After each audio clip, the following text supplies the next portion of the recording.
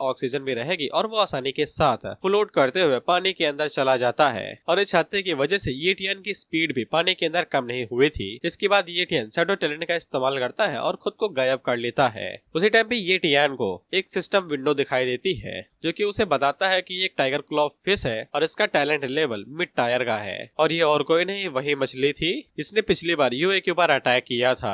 और ये टियान की उस मछली को देख के फट जाती है और वो तुरंत वहाँ से खिसक लेता है। इसके बाद हम लोग ये टियान को लेक के सबसे गहरे वाले तल पे देखते हैं और ये टियान मन के अंदर सोचता है कि इमोर्टल जेलीफिश को यहीं पे होना चाहिए। अब मैं तुमसे एक चीज पूछता हूँ, तुम्हें क्या लगता है इमोर्टल जेलीफिश किस तरीके की होगी? गेस करो, तुम सबके सब गलत हो जिन्होंने इस मानवा को नहीं पढ़ा होगा। उसी टाइम पे इमोर्टल जेलीफिश ये टियान के ऊपर अटैक करती है अपने टेंटिकल के साथ में, जिसको ये टियान डॉज कर लेता है। और जब ये टियान अपने सामने देखता है तो फिर उसके सामने इमोर्टल जेलीफिश थी। इसका हीलिंग टैग एपेक्स टायर का था और ये है वो इमोर्टल जेलीफिश अपने नाम के बिल्कुल उलट। मैं तो इसे ऑक्टोपस की इंस्पिरेशन भी नहीं मान सकता हूँ। साला ये तो 4 पैरों पे चल रहा है, ऊपर से क्लॉ भी है किसी कीकड़े की तरह।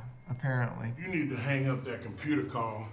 Come over here and kiss me on my hot mouth. I'm feeling romantical.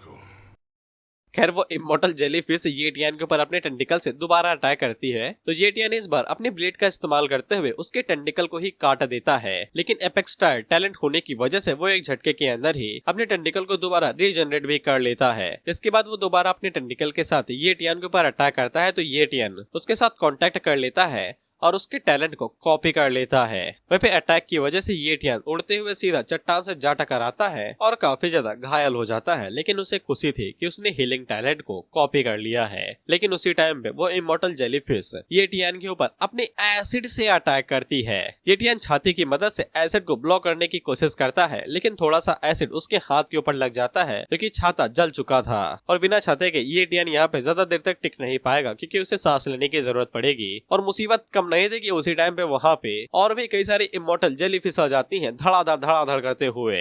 What part of Mandingo party do you not understand? It's time to pile on the white rabbit, you know.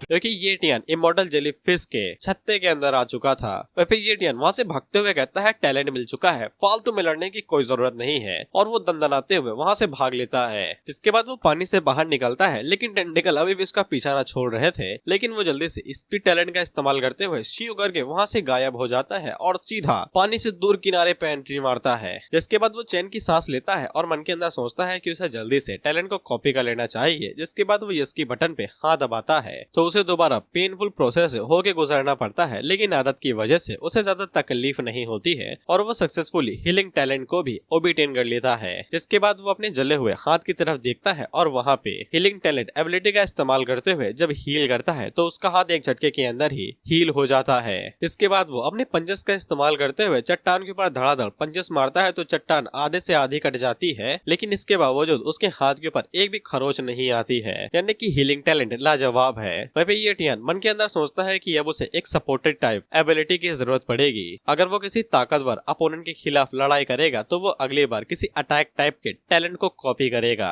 इसके बाद भाई साहब 4 महीने के बाद आखिरकार अपने घर में वापस आ ही जाते हैं और ये उसका दोबारा कटोरा कट करते हुए कहती है 4 महीनों के लिए मुझे छोड़ के चले गए, साला मुझे लगा कि तुम मर चुके थे, मैं तो अंतिम संस्कार की तैयारी करने वाली थी। तो ये टियान आगे से सिर्फ माफी ही मांगता है। ये टियान बुक के अंदर किसी अटैक टाइप के बीस्ट को ढूंढ रहा था ताकि वो उसके एबिलिटी को कॉपी कर सके और ये टियान को एक एंट टाइप का बीस्ट मिलता है जिसके पास कॉम्बैक्ट टाइप एबिलिटी होती है, जो कि एक कॉलोनी बना के रहते हैं यानी कि ग्रुप में। और जब ये चींटियां एक साथ अटैक कर देती हैं तो फिर एक ग्रेट मार्शल वॉरियर को भी भागने में दिक्कत होने लगती है। इसलिए ये टियान फैसला करता है कि वो इसी के ऊपर अटैक करेगा और इसकी एबिलिटी को कॉपी कर लेगा। जिसके बाद वो दोबारा मार्शल पवेलियन के अंदर जाता है तो वो बुद्ध की उसे दोबारा पूछती है कि अब क्या लेने के लिए आए हो। तो ये टियान आगे से बताता है एक बाहुबली चींटी की डेड बॉडी।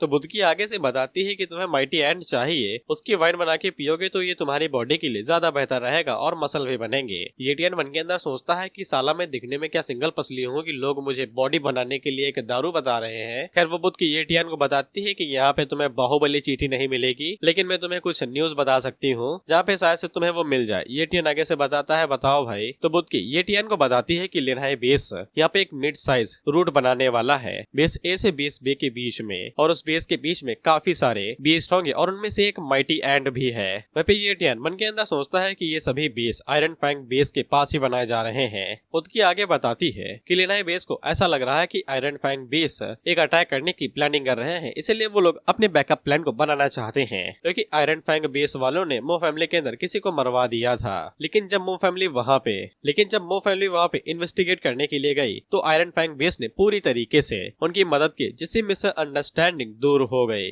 और इसे लिनहाई बेस एक रूट बनाना चाहता है और आयरन फैंग बेस वाले भी मदद करना चाहते हैं, और ये सब कुछ मो फैमिली की वजह से हुआ है। इसके बाद वो बुद्ध की अपने पास से एक कार्ड को बाहर निकालती है और वो येटियान को दे देती है। येटियान उसे पूछता है कि ये क्या है, तो वो बुद्ध की आगे से बताती है कि ये एक टोकन है जिससे तुम पार्टिसिपेट कर पाओगे उस इवेंट के अंदर। कि यूए के लिए आया था लेकिन उनके पास पहले से ही एक बहुत बड़ा बेस है और किसी छोटे बेस के लिए काम करना ये तो आउट ऑफ द क्वेश्चन है। खैर इस टोकन की मदद से तुम इवेंट के अंदर पार्टिसिपेट कर पाओगे और रूट के दौरान जो भी लोग वहाँ पे होंगे तुम उनके साथ पार्टिसिपेट करोगे और रास्ते को क्लियर करते हुए जितने भी बेस्ट तुम्हें मिलेंगे तुम उनके अंदर से अपनी माइटी एंड को ढूंढ सकते हो। ये टियान मन के अंदर सोचता है कि लिन फैमिली ही लिनहाई बेस को पूरी तरीके से कंट्रोल करती है और मो फैमिली बस एक सब्जेक्ट की तरह है, इसलिए शायद से वहाँ पे जाने में मजा जरूर आएगा। जिसके बाद अगला सीन लिन फैमिली का होता है जहाँ पे बहुत सारे एडवेंचरर आए हुए थे, यानी कि वॉरियर्स, जो कि लिन फैमिली के लिए काम करेंगे और इन्हें पैसे भी मिलेंगे, और उन्हीं में से ये टियान भी था और ये अपनी शकल छुपा रहा था। इसके बाद वहाँ पे लिन फैमिली का अभी का करंट हेड आता है जिसका नाम मिंगजी था और ये पीक एलाइट मार्शल वॉरियर है। वह पे ये टियान मो फैमिली की ग्रेट एल्डर और बिंदी वाले के बाप को देखते हुए कहता है कि मो फैमिली से मुलाकात दोबारा हो गई। मिंगजी अपना बोल बच्चन शुरू करता है कि उनका लिनहाई बेस काफी ज्यादा छोटा है और अगर वो लोग किसी मिड साइज के बेस के साथ कोलैबोरेट कर लेते हैं तो फिर यहाँ के जो भी रिसोर्स होंगे वो भी बढ़ जाएंगे और जो कल्टीवेशन की यहाँ पे कमी पड़ती है, जो रिसोर्स की कमी पड़ती है वो दूर हो जाएगी और सभी लोग अच्छे से कल्टीवेट कर पाएंगे। ऑपरेशन काफी ज्यादा जरूरी है और बेशक मॉन्स्टर्स को मारते समय खतरा ज्यादा रहेगा, लेकिन इसके अलावा जो प्राइस होगा, जो रिवॉर्ड होगा वो भी और ज्यादा कमाल का होगा और उनके पिछले अन्य से ज्यादा बेहतर होगा।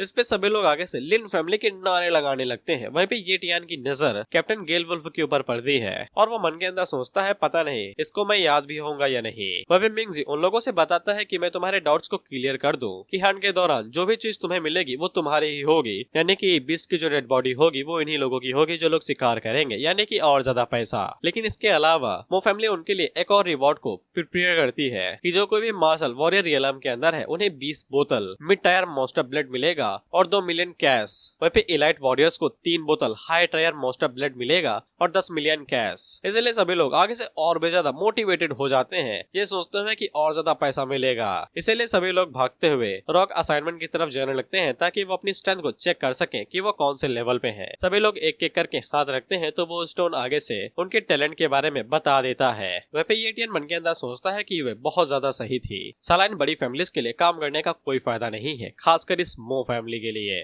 और वो मन के अंदर सोचता है कि अगर सभी को पता लग जाता है कि वो एक एलाइट वॉरियर है तो शायद से मुसीबत खड़ी हो सकती है, इसलिए उसको यहाँ पे अपने लेवल को कम दिखाना पड़ेगा। और ये टियान फैसला करता है कि वो कम ताकत का इस्तेमाल करेगा तो फिर कम रियलम दिखाई देगा। इसलिए जब ये टियान की बारी आती है तो वो अपना दिमाग लगाते हुए अपनी पावर को कंट्रोल करते हुए बहुत कम ही ऑरा को रिलीज करता है, लेकिन इसके बावजूद उसका टैलेंट यहाँ पे लेट स्टेज मार्शल वॉरियर आ जाता है, जिससे मो फैमिली के साथ साथ सभी लोगों का ध्यान उसकी तरफ चला जाता है और वो सभी लोग कहते हैं कि इतनी कम उम्र में इतना ज्यादा हाई लेवल काफी बड़ी बात है। ये टियान भी सोचता है कि उसने कुछ ज्यादा ही अटेंशन को अपनी तरफ खींच लिया है। जिसके बाद हम लोग गेल वुल्फ की टीम को देखते हैं। गेल वुल्फ आगे से कहता है कि हमेशा से जीनियस यंग ही ढूंढे गए हैं, यहाँ तक कि मैं उससे उम्र में काफी ज्यादा बड़ा हूँ, लेकिन इसके बावजूद मैं अभी भी सिर्फ लेट स्टेज मार्शल वॉरियर पे ही हूँ। वहीं पे बाकी के जितने टीममेट थे वो सभी मिड स्टेज पे थे। गेल वुल्फ का एक टीममेट उसे पूछता है कि हम लोग उसे यहाँ पे बुला सकते हैं, हमारे पास एक पर्सन की कमी पड़ रही है, शायद से हम उसे इनवाइट कर लें। लेकिन गेल वुल्फ मना कर देता है, ये कहते हुए कि हर कोई उसको ही चाहता है, वो हमें ज्वाइन क्यों ही करेगा।